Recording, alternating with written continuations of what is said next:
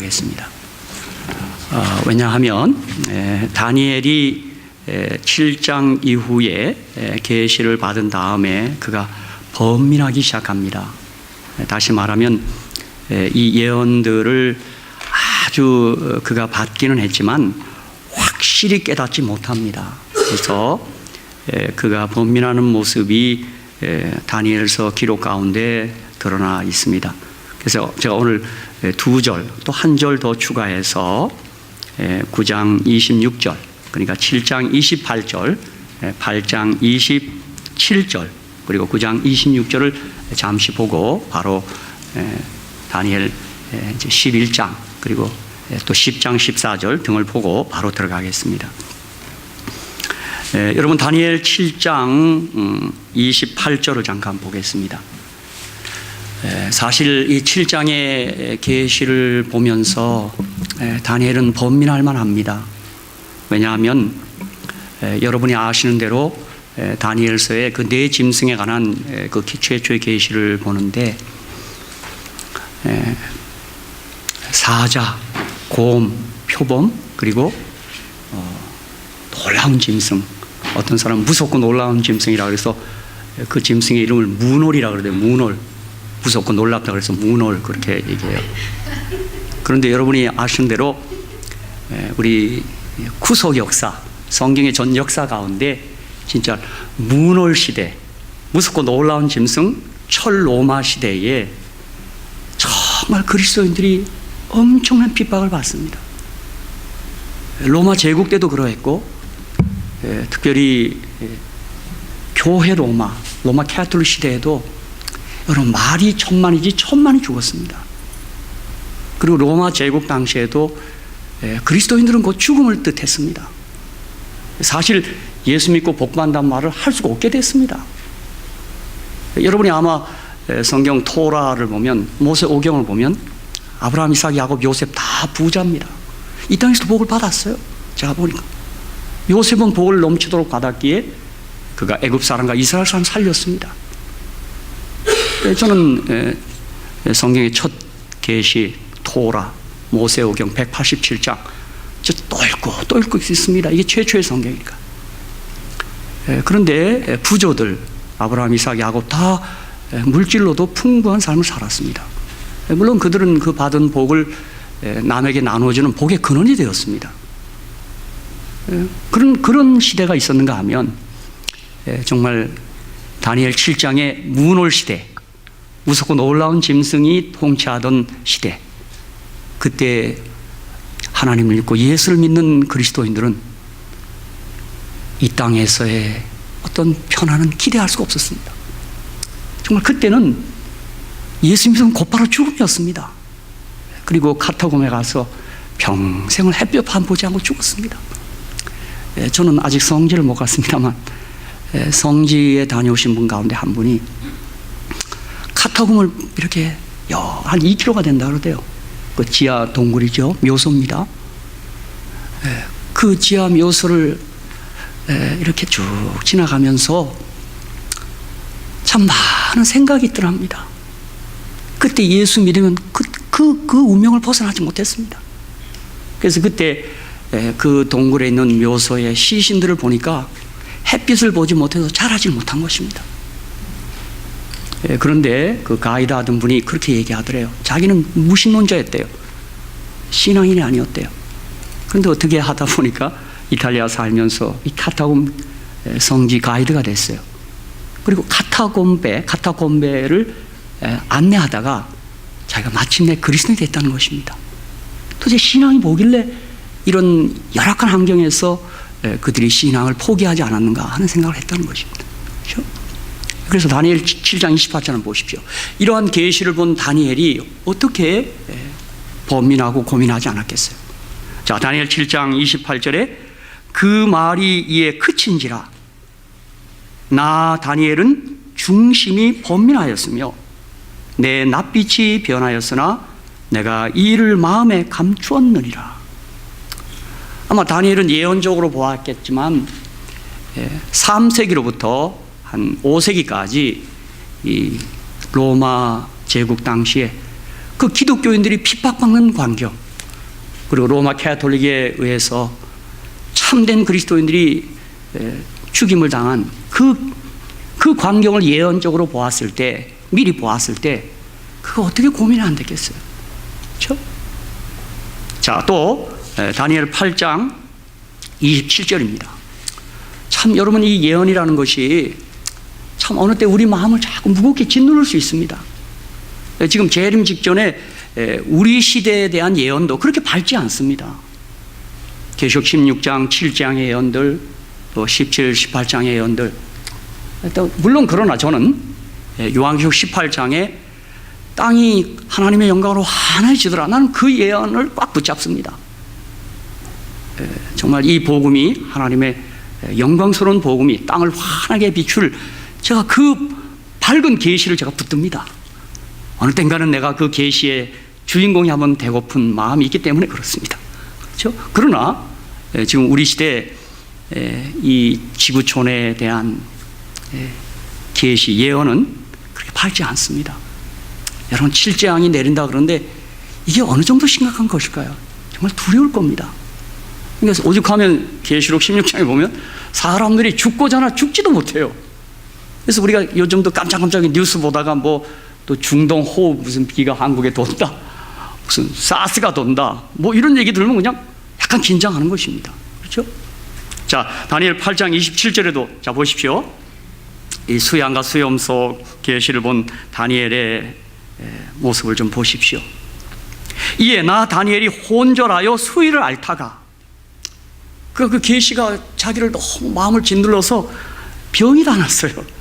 수위를 앓다가 일어나서 왕의 일을 보았느니라. 내가 그 이상을 인하여 놀랐고 그 뜻을 깨닫는 사람도 없었느니라. 그렇겠죠. 그가 뭐 수천 년 이상 그 미래에 대한 계시를 보고 그가 어째 그런 마음이 안 들었겠어요. 그렇죠? 이미 우리는 아시는 대로 이미 다니엘 시대로부터 우리는 지나간 역사로 보고 있는 것입니다. 그 예언이 어떻게 성취했는지 역사 가운데 보고 있고, 이제 남겨진 소수의 예언을 우리가 지금 기다리고 있는 거예요. 그 예언이 어떻게 될 것인가 기다리고 있는 거예요. 그렇죠? 자, 다니엘 9장 한번 보겠습니다. 26절 하단입니다. 그러니까 7장, 8장, 9장 계속 다니엘이 이 예언과 계시를 보고 그가 겪고 있는 마음의 그 상태입니다. 자, 다니엘 9장 26절에도 하단부입니다. 처음부터 읽겠습니다. 62일의 후에 기름 부음을 받은 자가 끊어져 없어질 것이며, 장차 한 왕의 백성이 와서 그 성읍과 성소를 회파하려니와 그의 종말은 홍수에 엄몰됨 같을 것이며, 또 끝까지 뭐가 있어요? 전쟁이 있어요. 여러분, 이런 예언들이 우리 마음을 어둡게 하는 거예요. 이 영적 전쟁이 좀 그치면 좋겠는데 그렇지 않아요. 어느 때까지 있는 것 같아요? 여러분, 어느 때까지요? 정말 세상 끝날까지 있을 것 같아요. 재림 때까지 있어요. 그러니까 저와 여러분이 영적인 이 전쟁에는 휴일이 없어요. 휴가가 없어요. 정말 메모리얼 위크엔드 휴가 좀 가면 좋겠는데 휴가가 없어요. 여러분, 휴가를 가셨어도 기도하셔야 하고 말씀 보셔야 돼요. 이 마귀란 존재는 휴가가 없어요. 제가 그래서 얘기했지만 이 영적인 일은 쉬면 안 돼요. 제가 언제도 얘기했죠. 오리가 어떻게 해요? 물에 서 있는 거 보니까 서 있는 게 아니더라고요. 계속 뭐 하고 있어요, 밑에요? 안경 선생님도 보셨네요. 예, 오리. 예. 전체 여러분 휴가 가셔서도 영적인 일은 그치면 안 돼요. 이 전쟁이 그치지 않아요. 마귀가 우는 사자처럼 우리를 공격해요. 어떤 식으로 공격할지 몰라요. 그렇죠? 정말 시험에 들까봐 어느 때 우리는 깨어 기도해야 돼요. 이런 예언들 때문에 그래요.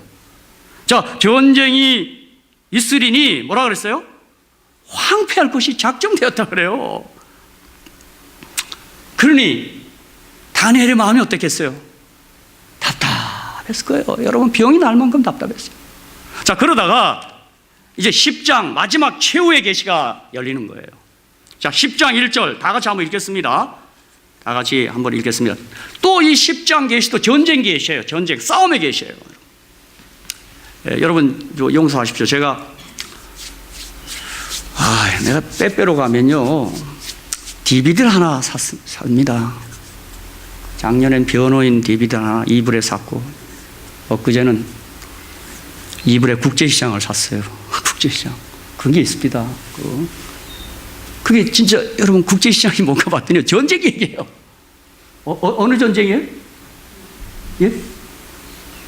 아니, 김정수님 뭐라고 얘기하시다 그만. 예? 한국전쟁. 예, 흥남부두. 예? 저는 그 영화 보면서 몇 차례 울었습니다. 월남정한 얘기. 그 영화 사람 울리대요. 그 흥남부대에서부터 그 함흥분들이 돼요.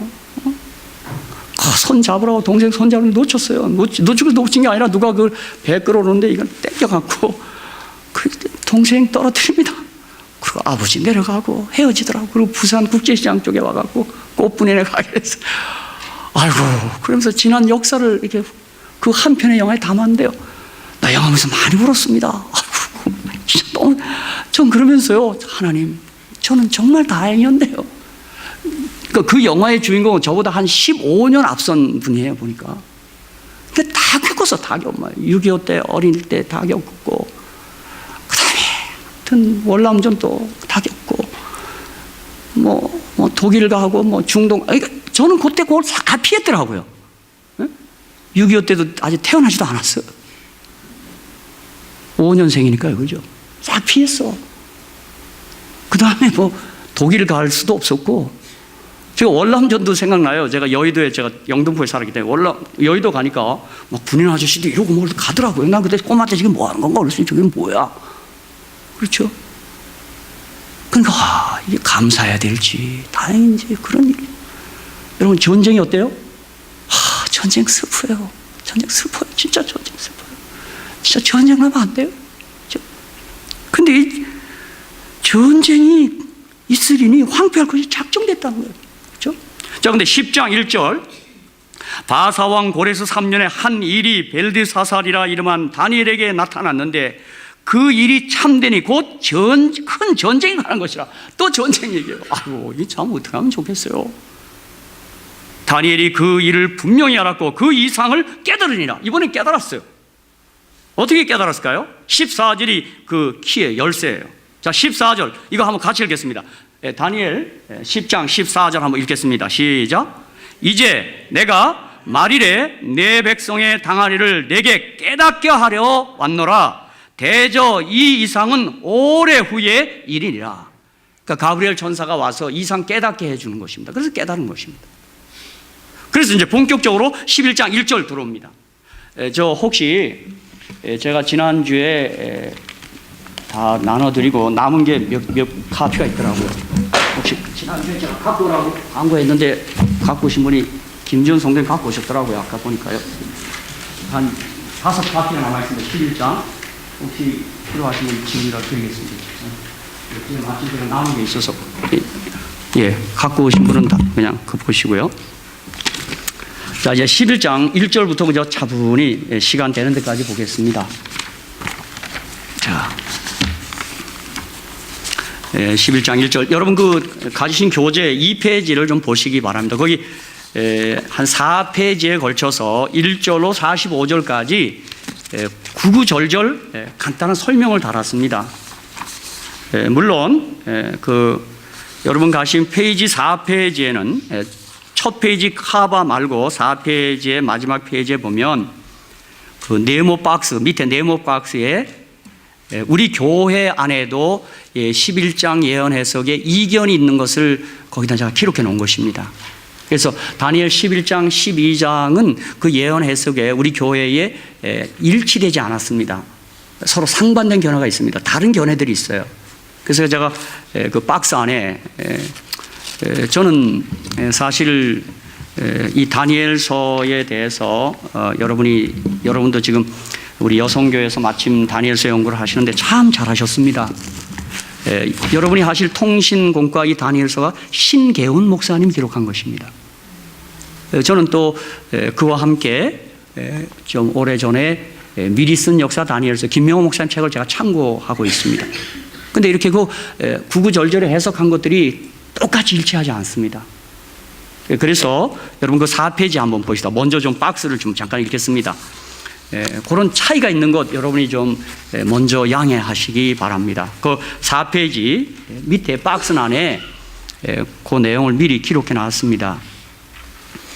36절로 39절의 내용을 31절 이하의 계속인 교황권에 관한 예언으로 보는 대신 1789년에 일어난 프랑스 혁명 세력으로 보는 견해도 있다. 프랑스를 남방왕으로 보는 동시에 40절로 45절의 북방왕을 터키로 보아서 44절의 전쟁을 동북방의 세력인 러시아가 개입한 크리미아 전쟁으로 간주한다. 우라야 스미스 등의 이러한 견해는 터키가 유럽에서 중요한 역할을 하고 있던 당시의 시대적 배경을 반영한 것이었으나 지금은 비성서적인 것으로 신빙성을 잃은 퇴조된 견해이다. 그래서 왜 우라야 스미스를 언급했냐 하면 다니엘과 요한계시록의 최초의 그 해석, 추석을 쓴 분이 우라야 스미스입니다. 본 교회에 있어서. 그 뒤에 여러분들이 이제 집필했고, 아마 여러분도 최근에 이미 번역된 책에서도 보셨겠지만, 맥스웰, 여러분이 썼습니다. 또, 우리 교회를 떠난 데스몬드 포드, 또 최근에는 러시아 출신의 또 형제가 다니엘과 요한계시록을 아주 나란히 쓰기도 하고 그랬습니다. 우리 한국 목사님들 가운데 이상락 목사님, 또 문창일 목사님, 여러분들이 다니엘과 요한계시록 쓰셨고, 제가 방금 소개한 여러분이 공부할 이 통신공과 다니엘서는 신교훈 목사님 쓰셨고, 또 미리 쓴 역사 다니엘서는 우리 김명호 목사님이 쓰셨습니다. 근데 다 그런 책들이 다 여러분이 참고해 볼 만합니다. 그리고 좀 그 차이가 뭔지 한번 비교해 보는 것도 괜찮습니다. 그러나 그런 약간의 사소한 차이들이 있습니다. 그냥 좀 감안하시라는 것입니다. 그래서 이제 1절부터 한번 여러분 1페이지로 오십시오. 거기 이쪽에는 성경절을 놓고 이쪽 우측 편에는 그 해설을 넣어놨습니다. 물론 여러분이 이 통신군과 다니엘서를 함께 참고해도 괜찮습니다. 그리고 여러분이 아시지만 지금 이때 다니엘이 본 이 예언이 이미 시간이 흘렀어요. 자, 다니엘은 기원전 한 600년경 사람이에요. 그죠? 포로 잡혀가던 605년 그때 사람이니까 지금 우리로 하면 어떻게 되는 거예요? 한 2500~600년 전의 사람이에요. 그가 그때 계시를 봤어요. 그때로부터 이렇게 장차 계시를 봤어요. 근데 우리는 지금 어디에 살고 있어요? 몇 년에 살고 있어요? 2015년에 살고 있어요. 그럼 2015년에 살고 있으니까 다니엘은 저 기원전 600년경에 살았으니까 그때 그가 미래에 대한 계시를 봤는데 우리는 어떻게 됐어요? 2015년이니까 이미 지나간 역사가 되어버렸어요. 다니엘에게는 미래가 되지만 우리는 지나간 역사가 됐어요. 그러니까 우리는 이 예언들이 역사 가운데 어떻게 성취되는지를 확인할 수 있고 또 이 예언 가운데 어떤 것이 아직 성취되지 않았는지를 알 수가 있는 것입니다. 맞습니까? 이해 가십니까? 우리 어머니가 난 좀 걱정이 돼요. 정말 이해 가십니까? 진의 다니엘이 미래에 그렇고 예. 우리는 지금 지내간 거 지나간 걸 보고 지내간 거를 적어 왔으면서 우리도 적지도 못한 사람도 많이 있지. 그랬지만 적었지만 책을 보고 이제 깨달은. 아멘. 그 어머니 알아들으셨네. 난 걱정이 돼갖고 이게 역사 얘기라 다행입니다. 됐습니다. 제가 이걸 쉽게 설명해야 되는데 예언이 어렵다는 얘기가 있거든요. 자, 그래서 이쪽에 한번 페이지를 놓고 그냥 한번 비교해 보면 되는 거예요. 자, 여기 이쪽에 1절 내가 또 메대 사람 다리오 원년에 일어나 그를 돕고 강하게 한 일이 있었느니라. 이제 가브리엘 천사가 그렇게 말씀하는 거예요. 자, 그래서 이쪽이 오른쪽 내는 1번에 뭐라 그랬어요? 1. 내가가 누구라고요? 가브리엘. 그를은 누구예요? 그를. 다리오. 이건 뭐예요? 다니엘 6장의 사건이다 이 말이에요. 다니엘 6장에 무슨 사건이 있었어요? 네, 사사고 사건인데 다니엘이 바벨론 시대에 이어서 페르시아 시대에 와서도 뭐가 됐어요? 총리가 됐어요. 참 놀라운 일입니다. 얼마나 신임 받은 분이었길래 이런 일이 있습니까? 왜 그랬을까요? 다니엘 6장에 보니까 그를 아무리 조사해도 뭐가 없다고요? 흠이 없어요. 우리 다니엘이 좀 우리 한국 총리 청문회를 받았으면 얼마나 좋을까? 우린 국무총리 청문회 안 되고 또 불안해져. 또 무슨 일이 드러날까? 근데 이때 다니엘이 딱 살아나서 딱 딱 가서 청문회를 받으면 어떻게 될까요? 다니엘 6장에 보니까 도저히 흠을 잡을 수가 없어요. 근데 하나 흠 잡을 게 뭐 있었어요? 그가 기도하더라. 그게 흠이었어요. 이스라엘 하나님께 기도한다 그러니까 예루살렘 향한 창문을 열고. 여러분, 기도를 공개적으로 하는 거 괜찮습니다. 뭐 숨어서 하는 게 아닙니다. 공개적으로 그렇게 할 수도 있는 거예요. 나 기도한다 뻐기는 게 아니라 그렇게 한 거예요. 그렇죠? 그때 숨어서 했더라면 그런 어려움 당하지 않을 뻔했는데, 그랬더니 그를 어떻게 했어요? 사자굴에 넣었더니 사자굴에 넣었어요. 근데 어떻게 됐어요? 사자가 먹지 않는 거예요. 그래서 우리는 사자가 위장병 걸린 줄 알았어요. 그래서 다리오가 그 다음날 아침에 가서 건져내고, 그를 모함하던 그 메데파사의 그 관직에 있는 사람을 집어넣었더니 어떻게 됐어요? 사자가 위장병이 아닌 걸 알았어요. 왜요? 던지자마자 다 잡혀 먹었단 말이에요. 그때 누가 도운 거예요? 그때 누가 도운 거예요? 보니까 여기 지금 다니엘 11장 1절 보니까 그때 그 사자굴에 나타난 천사가 보니까 누구인 것 같아요? 가브리엘. 도왔다 이겁니다. 네. 그러니까 이게 다니엘 6장의 배경을 모르면 이게 잘 이해가 안 가는 것입니다. 그러니까 성경은 다 짝이 있는 거예요. 그죠? 자, 2절. 이제 내가 참된 것을 내게 보이리라. 보라, 바사에서 또 새 왕이 일어날 것이요 그 후에 넷째는 그들보다 심히 부여할 것이며 그가 그 부여함으로 강하여진 후에는 모든 사람을 격동시켜 헬라국을 칠 것이며. 자, 여기서 힌트는 헬라국을 치는 페르시아 왕을 찾아야 돼요. 우리가 지난 역사에서 찾을 수 있어요. 누굴까요? 헬라를 치겠다고 원정에 나선 왕이 있었어요. 페르시아의 왕. 누굽니까? 여러분, 거기 또 힌트가 있는데, 우측에. 누구예요? 아수에로 왕이에요. 이 왕이 누굽니까? 에스더서에 있는 왕이에요. 이 역사 가운데 아수에로 왕이 헬라를 치겠다고 원정에 나섭니다. 근데 그거 실패합니다. 그래서 그때부터 페르시아는 약해집니다. 그리고 몇 왕이 지나면서 헬라의 알렉산더가 세계를 제패해버립니다. 지금 그 예언이 돼 있는 거예요. 그런데 그 세 왕이 누구냐면 캄비세스, 바르디아, 다리우스 1세. 그렇습니다. 그리고 넷째 왕은 헬라를 친 크세르크스. 근데 성경에는 아수에로 왕입니다. 바로 그것을 예언해 놓은 거예요. 3절. 자, 여러분이 한번 읽으십시오. 저만 읽을 게 아니라. 자, 3절 시작.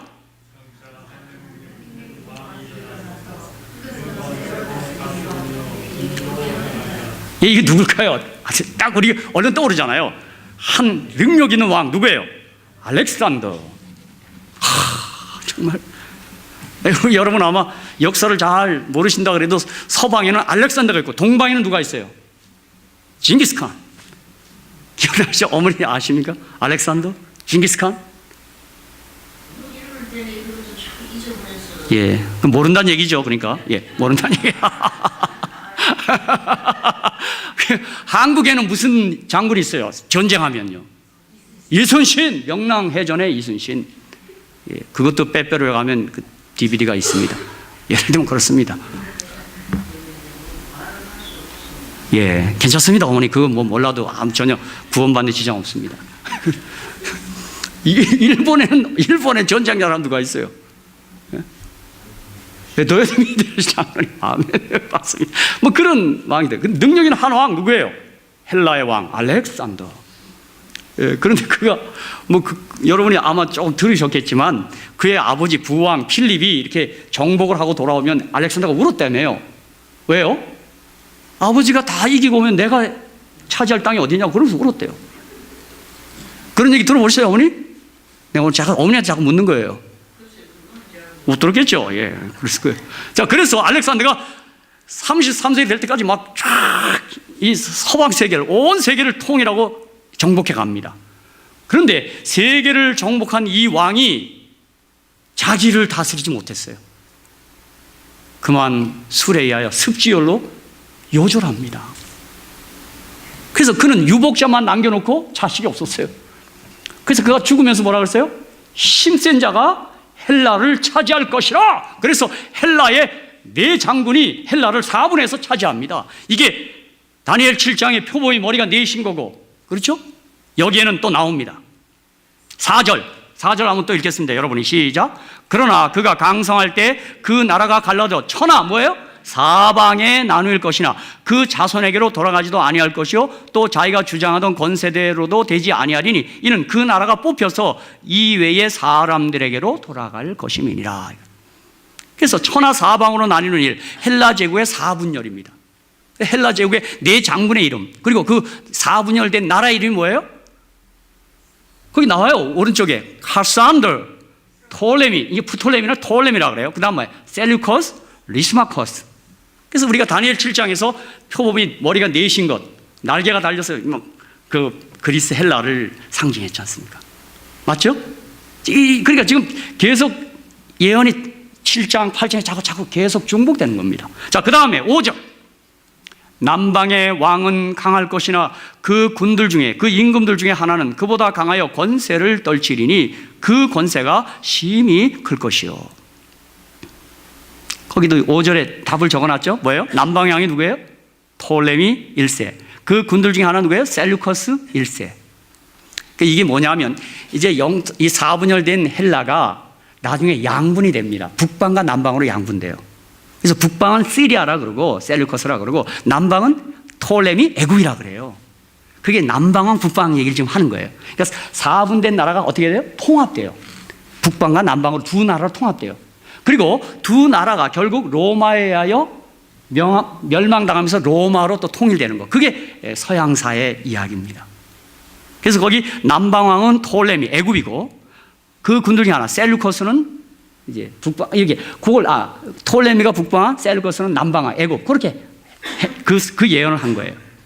몇 해 후에 그들이 서로 맹약하리니 곧 남방왕의 딸이 북방왕에게로 나아가서 화친하리라.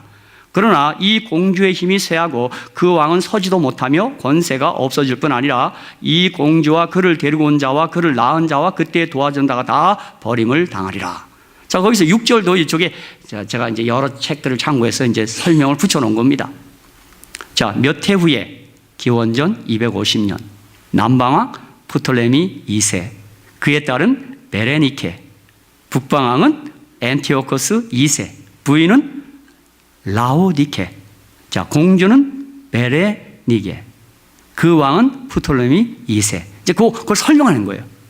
그를 데리고 온 자는 베레니케와 함께 온 시녀, 그를 낳은 자는 프톨레미 2세, 도와주던 자는 엔티오코스 2세. 이제 그걸 지금 헬라의 역사, 이제 벌어진 역사를 그렇게 다니엘이 예언 가운데 예언했다 이 말입니다. 계시 가운데 예언했다 이 말입니다. 자, 7절. 그러나 이 공주의 본족에서 난 자 중에 하나가 그의 위를 이어 북방의 군대를 치러 와서 그의 성에 들어가서 그들을 이기고. 자, 거기도 공주의 본족에서 난 자는 프톨레미 3세, 베레니케 오빠예요. 자, 북방왕은 셀류커스예요. 이미 지금 북방, 남방이 나누고 있어요. 북방은 톨레미고 남방은 셀류커스예요. 그러니까 보통 남방왕을 애굽이라 그러고 북방왕을 뭐라 그래요? 시리아라 그래요. 그렇게 통칭했어요. 지금 그 나라들이 헬라가 4분된 다음에 또 양분된 다음에 일어날 일들을 이렇게 예언해 놓은 거예요. 여러분, 사실 저도 이렇게 책들을 보고 인용하고 정리는 하지만 어느 때는 제 솔직한 심정입니다. 이렇게 해석해도 되겠나? 그런 생각이 좀 듭니다. 솔직히요. 이거 물론 역사 가운데 이렇게 성취는 됐지만 좀 그런가? 그런 생각을 제가 좀 했습니다. 사실 저도 개인적으로 이 다니엘 11장, 12장의 예언을 해석하고 이거 통과할 때마다 조금 갸우뚱할 때가 좀 있습니다. 이게 이제 여기 가다 보면 이제 클레오파트라에 대한 예언도 있다고 거기 다 설명을 했어요. 학자들이요. 저는 금방 우리 재림교회 아주 유명한 학자들의 견해를 제가 동의는 하지만 어느 때는 이렇게 해도 될까? 그런 생각이 좀 어느 때 들 때가 있더라고요. 솔직히. 그렇다고 해서 제가 이 예언을 그렇게 생각한다고 해서 제가 구원받는 데 조금도 지장은 없습니다. 그렇죠? 어떤 건 모르는 건 모르게 덮어놓을 수도 있는 겁니다. 그렇죠? 자, 그 다음에 8절입니다. 그 신들과 부어 만든 우상들과 그 은과 금의 아름다운 기구를 다 노력하여 애굽으로 가져갈 것이요 몇 해 동안은 그가 북방왕을 치지 아니하리라. 자, 그 신들과 부어 만든 우상들과 그 은과 금의 아름다운 기구를 다 노력하여 그 설명을 해놨어요. 북방나라 안디옥과 실루기아에서 금 4,000달란트와 2,500가의 우상을 빼앗음. 그렇게 이제 그 남방 애굽으로 다 빼앗아 갖고 왔다. 그러나 당분간은 북방왕을 치지 않는다. 그 예언이라 이 말이에요. 자, 9절. 북방왕이 남방왕의 나라로 쳐들어갈 것이나 자기 본국으로 물러가리라. 자, 이제 남방으로 가져왔으니까 북방왕이 견딜 수가 없죠. 또 치러 와야 될 거 아니에요? 그 예언이에요. 근데 그래서 9절에 보면 북방왕은 셀루코스 2세고 남방왕은 프톨레미 3세라 이거예요. 그러니까 지금 남방왕, 북방왕의 이제 그 왕들의 그 연대표가 도표 가운데 있어요. 이제 그거 여러분이 이런 책자들 보면 남방왕은 초대왕이 누구 이렇게 딱 나오고 북방왕은 누구고 여러분이 제가 미리 말씀드리면 지금 통신공과 이 책에 157페이지에 아주 그 도표로 잘 나와 있습니다. 좀 여러분이 좀 지루할 수 있습니다. 여기 보면 다니엘 11장에 등장하는 헬라 남부 왕조의 왕들 연대는 모두 기원전임. 그래서 이제 북방왕 시리아에는 셀루커스 왕조, 남방왕 에집트에는 이제 톨레미 왕조인데 이 북방왕 시리아는 셀루코스 1세, 안티오코스 2세, 셀루코스 2세, 셀루코스 3세, 안티오코스 3세, 안티오코스 4세 이렇게 왕들이 이렇게 이어졌어요. 그리고 남방왕 에집트 애굽의 프톨레미 왕조는 프톨레미 1세, 프톨레미아스 2세, 프톨레미아스 3세, 프톨레미오스 4세, 프톨레미 5세, 클레오파트라 6세 이렇게 돼 있다. 이게 이제 역사학자들의 그들의 역사 도표예요. 근데 이것들을 어떻게 해요? 다니엘 11장을 이렇게 예언해 놨다 이 말이에요. 서로 치고받고 빼앗기고 뺏기고 그런 것들이 예언되어 있다 이 말이에요. 자, 10절입니다. 그 아들들이 전쟁을 준비하고 심히 많은 군대를 모아서 물에 넘친같이 나올 것이며 그가 또 와서 남방왕의 경관성까지 칠 거지요. 자, 거기도 그 아들들은 셀루코스 3세, 엔티오코스 3세. 이게 이제 그 북방왕, 남방왕의 도표를 거기 그대로 여기 묘사했고 그 예언을 거기다 기록해 놓은 겁니다. 물에 넘친같이 물처럼 몰려오는 북방의 병력. 남방왕 프톨레미 4세. 경고한성은 실루기아, 남부 시리아, 팔레스타인과 요단 동편. 그렇게 제가 간략하게 이제 오른쪽에 이렇게 해놓은 겁니다. 자, 11절. 남방왕은 크게 노하여 나와서 북방왕과 싸울 것이라. 북방왕이 큰 무리를 일으킬 것이나 그 무리가 그의 손에 붙임 바 되리라. 자, 남방왕은 또 다시 프톨레미 4세가 됐고 북방왕은 안티오코스 3세가 됐어요. 근데 그들이 싸웠어요. 싸웠는데 그 당시 병력이 남방은 보병 7만, 기병 5천, 코끼리 73. 북방왕은 보병 6만 2천, 기병 6천, 코끼리 102마리. 그런데 어떻게 됐어요? 어디가 이겼어야 돼요? 주전 217년 6월 20일 누가 참패했어요? 북방왕이 참패했어요. 이제 그런 것들이 역사 가운데 있었다 이 말입니다. 그 다음에 또 12절. 그가 큰 무리를 사로잡은 후에 그 마음이 스스로 높아져 수만 명을 엎드릴 것이나 그 세력은 더하지 못할 것이요. 그가는 프톨레미 4세예요. 큰 무리를 사로잡은 후 보병 1만, 기병 300명 죽이고 4,000명의 북방 포로를 잡아오는 거예요. 잡았어요. 그 다음에 마음이 스스로 높아져서 그 말은 뭐예요? 지성소에 들어가라고 했습니다. 그리고 수만 명을 엎드려 때릴 것이란 말은 유대인 4만 명을 죽인 거예요. 이게 뭐냐면 북방과 남방왕 사이에 지금 유다가 껴서 치고받고 한 거예요. 그러니까 이런 모든 일련의 일들을 사단이 하면서 그 목표는 뭘까요? 하나님의 백성을 공격하는 게 그 목표예요. 그저 그냥 각축의 열방의 각축에 그냥 이리 치고 저리 친 거예요, 유다가. 저는 이 유다가 마치 한국의 운명과 흡사한 것 같아요. 아까 죄송합니다. 국제시장 얘기 좀 한마디만 더 대사 얘기. 어떤 분이 1950년 7월 24일 이승만 대통령이 휴전을 합니다. 이렇게 이승만 대통령 목소리 나오대요.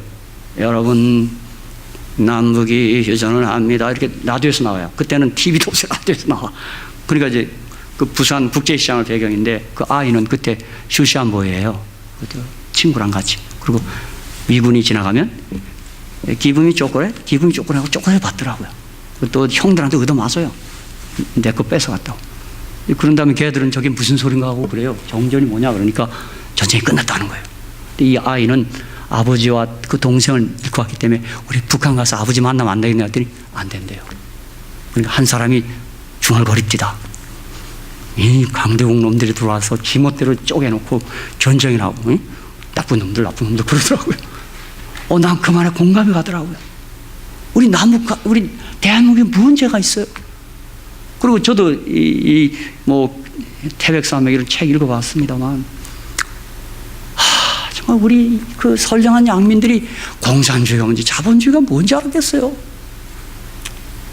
그 순한 사람들이 갑자기 뺄갱이다 하니까 그게 뭔지 몰랐을 거예요. 다만 제가 저희 외갓집이 아주 부자라서 어릴 때 머슴이 있었습니다. 내가 시골에 가면 우리 집이 외갓집이 잘 살아갖고 머슴이 있는데, 그 선생님, 난 그때 그분을 뭐라고 칭하지만 지금 선생님을 합시다. 그분은 항상 이렇게 뭘 걷어제끼고 맨날 일만 하대요. 그리고 그 시골 그 큰 집에 그 입구에 그분은 거기서 반대로 자대요. 그 토담집에. 근데 여러분 생각해 보십시오. 자, 뺄갱이라는 사람들이 와서 머슴들 해방시켜준다, 완장 채워주고 위원장 만들다면 누구한테 물어봐야 돼요? 집사님 같으면 어떻겠어요? 뭐라, 뺄갱이 이런 걸 떠나서 내가 그렇게 맨날 머슴 하다가 완장 채워주고 위원장 만들고 당신은 뭐 이제 출세할 수 있다 그러면 어떻겠어요? 기분이. 우리 모두가 다 그러세요. 내가 이제 완장 찼네. 그러고 이제 그러다 보니까 뭐 그 빨갱이야 그게. 근데 또 국군이 들어왔어. 그러니까 어떻게 할까요? 그게 안 된 사람 좀 빨갱이라고 다 얘기 안 하겠어요? 전에 빨갱이라고. 그리고 나 다 잡아갔다고. 이 사람이 오면 반 죽고 저 사람은 다 죽고. 여러분 용서하시오. 나 그걸 보면서 나 물었습니다. 이거 어떻게 하면 좋아? 이거 어떻게 하면 좋아? 그때 우리 국민들이 뭘 알았겠어요? 무슨 빨갱이가 뭔지, 뭐 힌두이가 뭔지, 그것도 어떻게 알았겠어요? 강대국이 와서 전쟁을 일본이 져서 일본을 자르지 왜 대한민국은 지지도 않았어. 전쟁에 포로했어. 근데 거기를 잘라버렸어. 일본이 자르기도 좋아요. 이렇게 자르기도요. 허리를 동강내더니요, 그 다음에 또 이 김일성이라는 이 혹부리 사람이 또 쳐들어왔어. 나쁜 사람이죠. 그래갖고 이게 또 전쟁이 돼갖고요, 그 3년 동안 많이 죽습니다. 많이 죽어요. 진짜 여러분 한번 생각해 보십시오. 1945년 해방된 기쁨도 잠깐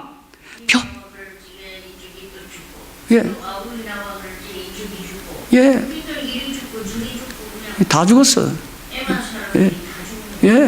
그러니까 여러분 보세요. 1945년에 해방의 기쁨도 잠깐 벼락을 맞아요. 벼락을 맞은 거예요. 그리고는 남북한이 그런데 왜 또 중공군은 또 내려와요? 그죠? 따다다다 하고 왜 들어와요? 차라리 그냥 민주 통일이 되는 거 했더라면 좋았을 또 중공군이 막 어떻게 들어왔어요? 떼구놈처럼 막 따다다다 하고 들어와요. 그 흥남부두가 그겁디다. 그쪽으로 중공군이 들어와서 거기 다 철수하는 게 미칠사단이다. 그런데 거기 그 통역관 영어 해야 되겠습니다. 연장로님. 그 통역관이 영어를 잘해요. 그 사단, 그 7사단장한테요, 제발 우리 무기 버리고라도 우리 태워달라. 그러니까, 그 선장이 고민합니다. 근데 무기 다 버리래요. 그리고 우리, 주민들 태우라고 그럴 때. 그러더니 어떤 부하는요, 막 항의하더라고요. 왜 무기를 버리고 저 주민들 태우냐고요. 그때 그분의 마음을 감동시킨 거예요. 그래서 그분들을 떼거지를 태우고 부산까지 내려오대요. 그리고 다 흥남 다 폭파시키고요. 난 그 영화를 보면서요, 우리 김계란 아버님은 왜 그 배를 안 타셨지? 지난번에 얘기 들어보니까 걸어오셨더라고요. 신술 아버님 다 걸어오셨대요. 거기요. 그 먼 거리를 남한까지요. 그런 일화가 있더라고요. 거기는 보니까 그 떨어진 막순이는요, 그 죽지 않았어요. 그래갖고 미군이 또 싣고 배를 실었어. 아버지는 죽은 것 같아요. 안 나타나. 그래갖고 부산까지 와갖고 미군 고아 포로 송에 가지다가 미군 입양이 됐어요. 미국으로. 로스앤젤레스. 그래갖고 그 1980년도 그 KBS 여러분 기억납니까? 장로님 혹시 그때 미국에 계셨나요? 누가 이 사람을 해갖고 그때는 내가 따져보니까 28살이에요. 55년생이니까요. 그때 몇 달 동안을 그 KBS 앞에서 울고 엄마 아빠 그러고 막. 집사님 그때 어디 계셨어요? 1983년대. 어린이요? 아닌데요. 제가 28인데. 그러니까 그때 그 주인공이요. 1983년. 그 KBS에서 왜 이상가족 찾는 거. 괜찮습니다. 그 주인공이 또 나가서 막 찾으니까요, 그 동생 막순이가 LA에 있어요. 그랬더니 왼쪽 귀에 사망하겠다 그러면서 막 우는데요. 거기서 또 울었습니다. 아유. 필요분들 뭐로 줄이라고 그게 그냥 아주 나중에 하는 거 얻어오잖아요. 예. 예. 아무튼 이 지금 헬라 얘기보다 우리 한국 얘기가 더 재밌어 하는 것 같습니다. 헬라 할 때는 다 좋으시다가 한국 얘기하면 입장이 그렇습니다. 그러니까 이게 아유 참. 그러니까 이제 지금 얘기처럼 어떻게 해요? 남방에 가서 뺏어오고 북방에 가서 또 치러 들어가고 왔다 밀고 당기는 거예요. 이게 지금 남방, 북방, 헬라가 남북이 지금 서로 싸우는 것을 다니엘 11장에 예언해 놓은 것이 그것은 성취됐다 이 말입니다. 자, 13절 북방왕은 돌아가서 다시 대군을 전보다 더 많이 준비했다가 몇 대 곧 몇 해 후에 대군과 많은 물건을 거느리고 오리라. 자, 북방왕은 그때 엔티오코스 3세고 몇 해 후는 프톨레미 5세가 5살의 왕이 된 때고 많은 물건은 전쟁 장비인 무기를 가리킵니다. 뭐 이렇게 지금 계속 헬라에 대한 예언이 이렇게 주어졌고 그 예언대로 이 헬라는 남방왕과 북방왕이 남북과 북이 나뉘어서 계속 전쟁을 벌였다 그 얘기입니다. 자, D페이지 2페이지입니다.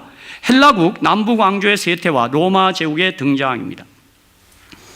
여러분이 아시겠지만 이미 그 다니엘서 예언에서 공부하신 대로 바벨론, 메데파사, 그리고 헬라, 그 다음에 로마 이렇게 그 여러분이 아마 역사들을 기억하고 계십니다. 여러분이 아시는 대로 헬라는 기원전 331년부터 기원전 168년까지가 헬라 시대입니다. 그리고 기원전 168년부터 AD 적어도 70년까지 좀 더 나가요. 한 476년까지 로마 시대입니다. 그러니까 이제 남북왕조 헬라가 지금 쇠퇴되는 것을 또 거기 14절 15절에 예언해 놓은 거라 이 말입니다. 그때에 여러 사람이 일어나서 남방왕을 칠 것이요 내 백성 중에도 강포한 자가 스스로 높아져서 이상을 이루려 할 것이나 그들이 도리어 넘어지리라. 자, 그때는 북방왕이 남방왕을 칠 때고 여러 사람이라는 말은 안티오코스 3세와 마케도니아 왕 빌립 5세를 가리키고 내 백성 중에도 강포한 자가 도리어 넘어지리라. 이 말씀은 내 백성의 파괴자들의 아들들이 제거된 것을 말하는 것입니다. 다시 말하면 애굽인, 남방 애굽인들이 파네우스 전투에서 패하여 유대와 남부 수리아에서 제거되어 사라진 것을 말씀하는 것입니다. 그리고 여러분이 지금 이 책에서도 보겠습니다만 이 남방과 북방이 로마에 의하여 멸망되는 것이 그 연대가 또 자세히 나와 있습니다. 여러분이 이 책을 좀 보시면 여러분이 이제 종합적으로 이 책 저책을 좀 참고하시면 이제 아까 우리가 본 대로 기원전 168년이 되면서부터 북방과 남방이 로마에 의해 합병이 됩니다. 로마가 그 헬라를 어떻게 해요? 정복하는 것입니다. 뭐 아는 대로 피드나 전투 이런 데서 헬라를 완전히 정복하는 것입니다. 자, 그래서 15절입니다. 자, 15절. 이에 북방왕은 와서 토성을 쌓고 견고한 성읍을 취할 것이요 남방 군대는 그를 당할 힘이 없을 것이므로. 자, 15절 이쪽에 해석에 북방왕은 엔티오코스 4세, 견고한 성읍은 펠리시움, 애굽의 동부 삼각지 지역의 관문을 지키는 주요 성읍. 그렇게 지금 설명이 이어지고 있습니다. 자, 그 다음에 11장 16절로 22절은 비로소 로마 제국이 등장합니다. 자, 16절에 오직 와서 치는 자가 임의로 행하리니 능히 그 앞에 설 사람이 없겠고 그가 영화로운 땅에 설 것이요 그 손에 멸망이 있으리라. 자, 영화로운 땅, 하나님의 땅이 지금 등장합니다. 와서 치는 자는 침입자 로마, 임의로 행하리니 예언에서 새로운 제국을 소개하는 특수한 표현입니다. 다니엘 8장 4절과 11장 3절의 얘기입니다. 그가 영화로운 땅에 선다는 말은 주전 63년 로마의 폼페이 장군이 유대를 정복하는 것을 예언한 것입니다. 지금 시간이 됐기 때문에 여기서 마치겠습니다. 그래서 여러분 더 11장 그만하고 여러분이 좀 한번 읽어보시기 바랍니다. 그리고 이제 다음 주에 12장 하고 그러니까 이렇게 11장에 예언된 대로 역사는 흘러갔다. 그것이 이제 이 4페이지에 걸쳐서 나와 있는 것입니다. 그러니까 이게 이 11장 예언 공부는 지루하기도 하고 또 여러분이 역사를 읽어보지 않아서 그냥 그렇다 고개만 끄덕일 뿐이지 여러분이 헬라나 로마 역사를 자세히 모르거든요. 그러나 그럴 수 있구나, 그렇게 했구나, 그렇게 수긍하는 것입니다. 그래서 이제 여러분이 그 16절부터 22절까지 쭉 읽어보시면 거기 이제 티베리우스 황제도 나오고 이제 조금 더 나가면 이제 거기 클레오파트라 얘기도 나오고 쭉 그렇습니다. 어떻게 여기서 좀 11장을 이번 주에 맞추는 게 동의해 주시겠어요? 한번 좀 읽어보시고 궁금한 점 있으면 좀 개인적으로 여쭤보시기 바랍니다. 이게 뭐 절절히 그렇게 읽어 나가면 되는 것입니다. 그래서 그렇게 성취됐고, 이제 중요한 거는 요 마지막 때 예언인데, 요 남방왕 북방왕이 이제 교회사 시대 와서는 국가는 없어졌어요. 교회로 넘어와요. 그래서 남방을 애굽이니까 거기를 세상 프랑스로 보고, 북방은 교회적으로 로마 교황권으로 봅니다. 그리고 교황권이 애굽 세상 프랑스 혁명 때 1798년 교황권이 멸망당합니다. 그렇죠? 버티어 장군이 피우스 그 6세를 유배하죠. 그래서 그 남방왕이 북방왕 치는 것으로 봅니다. 그러나 북방왕이 어떻게 해요? 다시 부활합니다. 그 교황권의 재건으로 보는 거예요. 회복으로 보는 거예요. 그리고 그 북방왕이 어떻게 해요? 세계를 다 장악합니다. 그래서 계시록 13장에 죽게 되었던 상처가 나음에 온 땅이 이상이고 그를 뭐예요? 따릅니다. 그래서 교황이 다시 제 위치를 차지합니다. 그것이 소위 말하는 다니엘 2장의 그 철 로마, 10발가락 로마를 계속 가리키고, 다니엘 7장에는 이 문홀, 무섭고 놀라운 짐승이 10뿔이 있다가 3뿔이 뿌리 빠지 뽑히고 거기 작은 뿔이 올라온다. 그게 로마 교황권입니다.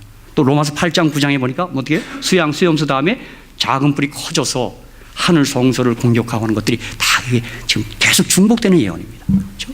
그래서 여기서 11장에서 제일 좀 중요한 부분은 여러분이 가셔서 그 4페이지의 마지막 때 여기를 좀 한번 왼쪽 칼럼과 오른쪽 칼럼을 좀 비교하시면서 이게 이제 우리에게 남겨진 예언입니다. 이제 교황권과 세상이 어떻게 될 것인가. 그리고 좀 더 구체적으로 요한계시록 13장에는 2뿔 가진 새끼양 미국과 10뿔 가진 짐승 캐톨릭이 교황이 어떤 일을 행할 것인가. 그게 또 13장에 또 확장되는 예언들이 나오는 것입니다. 그래서 중요한 건 뭡니까? 끝으로 이거 읽고 마칩시다. 여러분.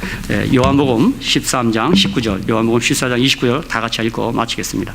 시간이 됐기 때문에 제가 시간을 넘길 마음이 없습니다. 자, 요한복음 13장, 이 예언을 주어진 이유가 뭔가?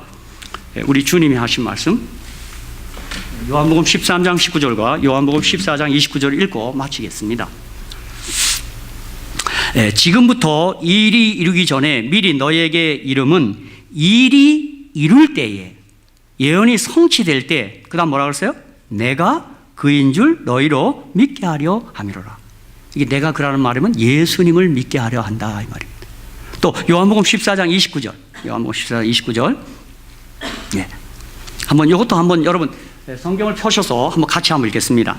성경 읽고 가는 것도 참 중요하니까. 요한복음 14장 29절입니다. 다 같이 읽겠습니다. 시작. 이제 일이 이루기 전에 너희에게 말한 것은 일이 이룰 때 너희로 믿게 하려 함이라 그랬습니다. 저는 그래서 이것과 연장해서 데살로니가서 5장에 보면, 데살로니가서는 매 장마다 종말에 대한 것입니다. 재림에 대한 예언에 5장에 그 마지막 때에 대한 예언을 하다가 그 5장 안에 무슨 말이 있어요? 항상 기뻐하라, 쉬지 말고 기도하라, 범사에 감사하라. 이는 그리스도 예수 안에 너희를 향하신 하나님의 뜻이냐. 그러니까 종말에 사는 우리들은 기뻐하고 기도하고 감사해야 돼요. 그러면서 뭐라 그랬어요? 성령을 소멸치 말며 예언을 멸시 말라 그랬어요. 이게 종말에 사는 우리의 자세예요. 그러니까 우리 예언 절대 멸시하는 일 없어요. 그냥 자세히 연구해요. 더 중요한 건 뭐예요? 기뻐하고 기도하고 감사해야 합니다. 그게 예언 공부의 결론입니다. 예수 안에서 여러분이 항상 기뻐하고 쉬지 말고 기도하고 범사에 감사하셔야 합니다. 그리고 예언의 맵, 지도가 있으니까 우리는 내일을 걱정할 필요 없습니다. 저는 이번에 다시 창세를 읽다가 야곱이 그 장인 라반의 집에 갔다가 이제 돌아올 때 주님이 나타나셔서 야곱아 내 고향으로 돌아가라 그래요. 그러면서 계속 하는 말이 내가 너와 함께 있으리라. 내가 갈 때도 내가 함께 있으리라. 그 베델에서 내가 너와 돌아올 때까지 일일 마치까지 함께 있으리라. 내가 그거를 읽고요. 뭐라고 빼놨냐면요. 한쪽 칼럼에 뺐어요. 야곱은 어떠한 일에서도 하나님의 응원과 성원이 있었구나. 그게 중요하구나. 라반 장인한테 속임을 당하든 어떤 일 상관없어요. 주님이 나를 응원하기만 한다면 문제될 거 없어요. 아멘. 주님이 나와 함께 한다는 겁니다. 그렇죠? 그래서 다 라반 장인 것도 다 빼앗아 다 주더라고요. 이상한 방법으로 줘요. 막 얼룩달룩해서 양 다 뺏어오더라고요. 하나님 절대 손해보게 하지 않더라고요. 그리고는 다시 자기 고향으로 돌아온단 말입니다. 그렇죠? 그래서 야곱의 하나님 누구의 하나님이에요? 나의 하나님이십니다. 우리 잠깐 기도하고 마치겠습니다. 예.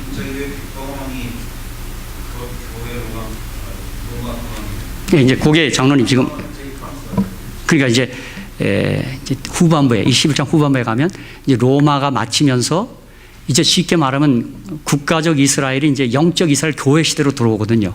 우리 해석이 그렇습니다. 그런데 끝에 가서 후반부에 북방 남방은 교회적으로 어떻게 적용해야 되는가? 교회사적으로. 그래서 남방은 무신론 애굽 세력을 가리키고 애굽이고 북방은 교황권으로 우리 교회 전통적 해석이 그렇습니다. 예, 예, 그렇죠. 예, 그러니까 이제 교회사 시대, 로마가 끝나고 교회사 시대 들어오면서 남방, 북방은 영적으로 그렇게 적용하자. 이게 이제 일반적인 우리 책들의 견해입니다. 예, 근거는 그냥 믿으시면 됩니다. 저도 아까 나는 이 11장 할 때 늘 좀 부담스러워요. 이게 좀 그래요. 그래서 어느 때 나는 솔직히 켈빈처럼 모르겠다. 그럼 좋겠어요. 아직 잘 모르겠다. 우리 이학재 장로님은 좀 견해가 어떻습니까? 잘 모르겠네. 그게 정답. 김진경 장로님 좀 늦었더라도 저도 잘 모르겠습니다. 이거요.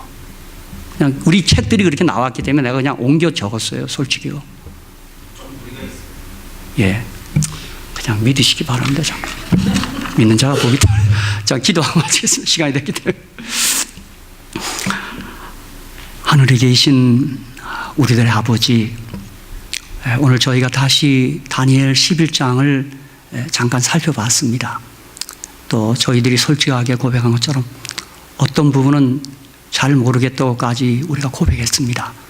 하오나 우리 주님께서 예언하시면 반드시 한치의 착오도 없이 성취하시는 예언의 주가 되시고 그리고 우리 역사의 주이심을 우리는 믿습니다. 더욱 중요한 것은 우리가 여한 일이 있어도 마치 야곱과 같이 하나님과 함께하며 하나님과 동행하는 복된 주인공이 다 되게 해 주시옵소서.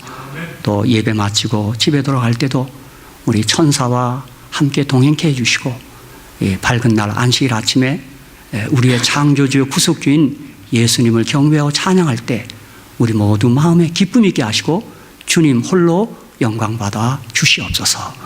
우리 주님 예수님의 이름으로 간절히 기도하오 나이다. 아멘. 네, 죄송합니다. 장로님 조금 설명이 미흡해서 죄송합니다. 내일은 예배 마치고 바로 우리